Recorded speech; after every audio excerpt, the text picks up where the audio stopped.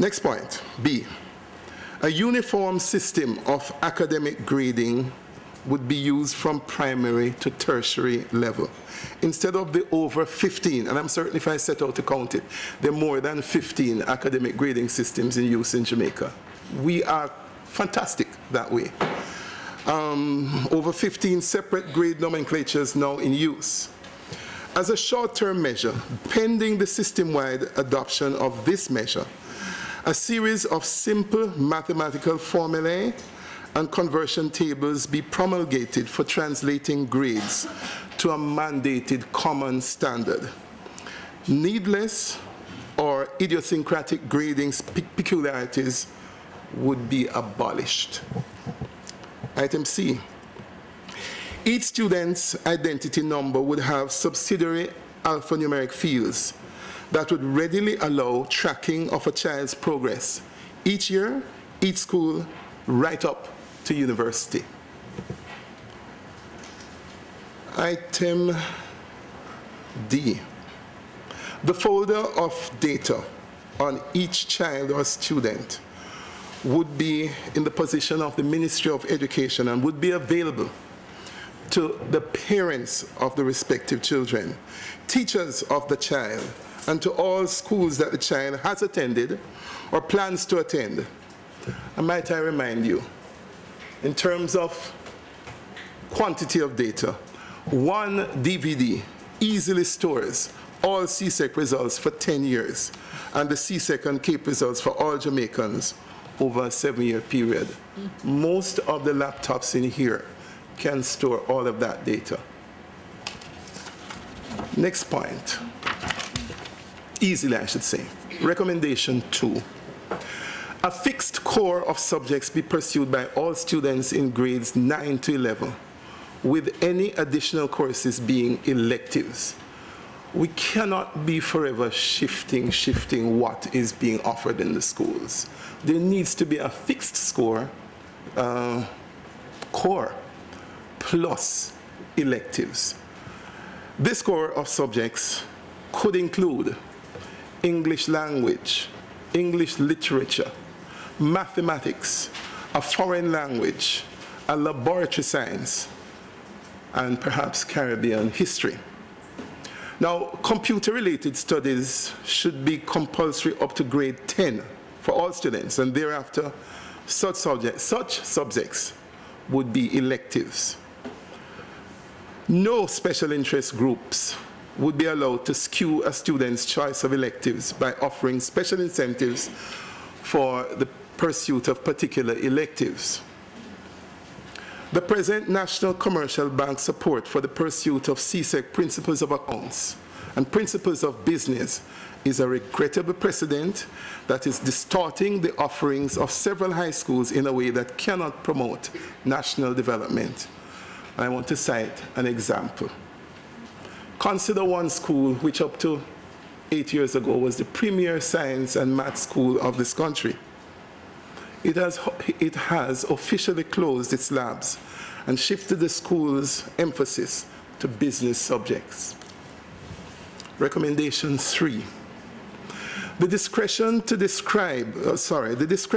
decide on the number or types of course subjects to be taken by a child should be removed from principals or their designees, from boards, and from any regional directorate. Indeed, any temporary variation needed by a particular school ought to be the subject of prior written approval by the Minister of Education. Such approval to schools would be on a case-by-case basis. Recommendation 4. Take ratios, which is a special term relating to taking subjects at exams, should earn a school and its teachers, below 7, in other words, the core 6 plus one other or more, should earn a school and its teachers a demerit in any system of accountability and sanctions. Regional directorates, the regional educational authorities, and I, Elaine and myself, had something to do with setting that up in the task force. Regional directorates would also be held accountable for any such lapses. Recommendation 5, timetabling that forces students into early specialization, quirky one sometimes, should attract a penalty for administrators that indulge in the newly fashionable laziness called pooling. Pooling imposes early specialization on 13-year-olds. What the hell are 13-year-olds doing making early specializations? And why is the lazy business of pooling the new paradigm in setting timetables up? Recommendation 6, to remove buck passing and confusion in responsibilities between principals on the one hand and education officers on the other. Regional offices, regional educational authorities should be relieved of all responsibility for directing instruction. Panel visits should be restructured and their occurrence triggered by particular contingencies. Unannounced inspections should be integral to quality control in our schools. In this scheme of things, annual points scored by a school, which can go for sanctions either way, as the minister said. Annual points scored by a school, department, or teacher may be altered consequent on a panel visit or inspection.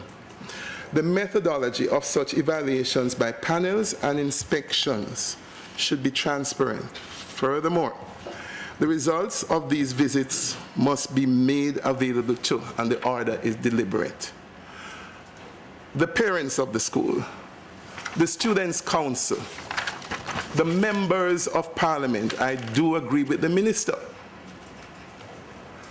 The Parish Council, the school's board, the principal, and of course, that ever powerful agent of change in Jamaican schools, the Alumni Association.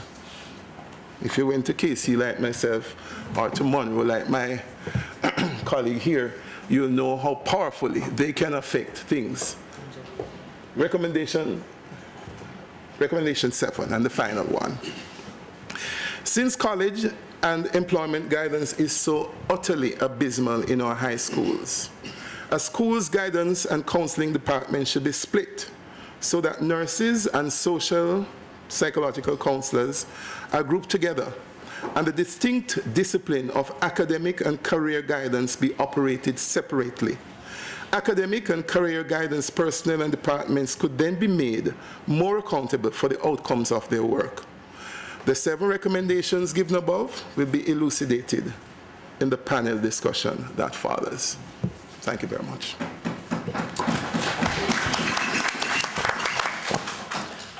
Thank you, Dr. Minot.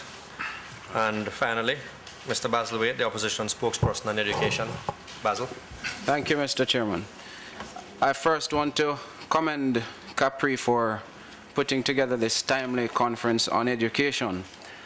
I think it's a very exciting time in education in Jamaica. We're at a stage where there's quite a bit of disequilibrium, but it's not too much where there's chaos, but there's sufficient disequilibrium that out of which we expect to get progress.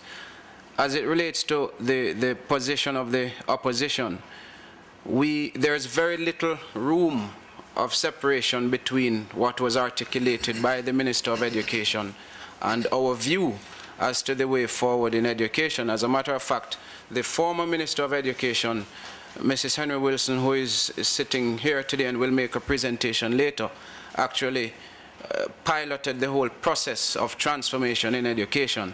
And it is good to see that the present administration has not changed course. In fact, what I would want to say is that the minister has added a few areas which I think it's commendable as it relates to the Jamaica Teachers Council, the Leadership Academy, and the Parenting Commission, which are critical elements of any move to improve outcomes in education in the country.